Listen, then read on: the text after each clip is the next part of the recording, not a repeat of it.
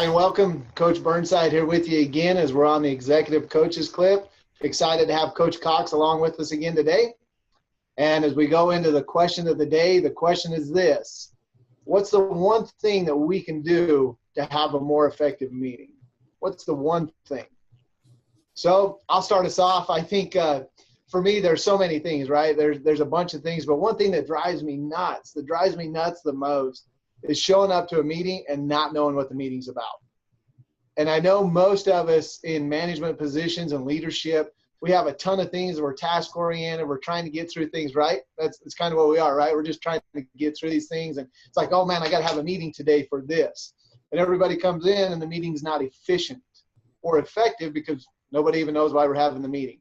So if you ask me, passing me in the hall, hey Burnside, how about me and you have a meeting today? And I'll be thinking, oh, what did I do wrong? What is it? I'll be going through my mind thinking about all the negative things, or what could I be in trouble for? What is it about? If you would come up to me and say, hey, we were talking about that spreadsheet yesterday and I don't quite understand these numbers. You and me meet today. Could you bring me a little more light on the subject? We come in, have an effective meeting. Or even if it's in a group meeting, what's the difference, right? Email out the group, let them know what we're going to meet about, talk about, something like that. So to me, the most important thing that I can have to have a more effective meeting is probably to have the pre-meeting before the meeting to get everybody on the same page so we can have an effective meeting. Coach Cox. Man, that's a good one. I think over the years, as I've been in a leader position, running a business, and in my business I have coaches, I have therapists, I have psychiatrists. And so a lot of times when we have meetings, it is funny because a lot of my leaders will come and say, hey, okay, we're having a meeting. They start talking just for the sake of having a meeting. Sure. And I'm kind of that person. If you, there's, several good gurus out there who teach us a lot of things. Like Tony Robbins talks about having a meeting and having results. What are the results you want, or the outcomes you want out of the meeting? If you go in and say, okay, what are our outcomes we want in this meeting? Where are we heading, and what is the results we want from it? He talks about that kind of meeting instead of coming in and complaining, because there's all types of meetings we can have.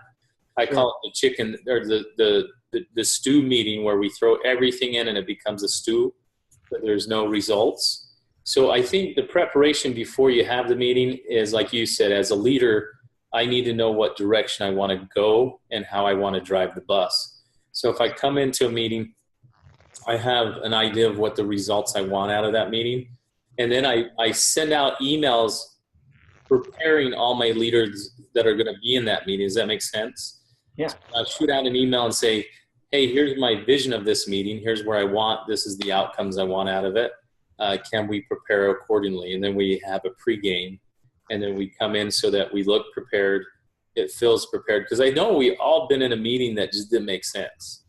And maybe some of the organizations, as we're sending this out, you're all nodding your head going, yeah, that's every week. And that's the thing, is you can be a good piece of that meeting by putting in your opinions. We always, in our organization, we have what's called Team Council.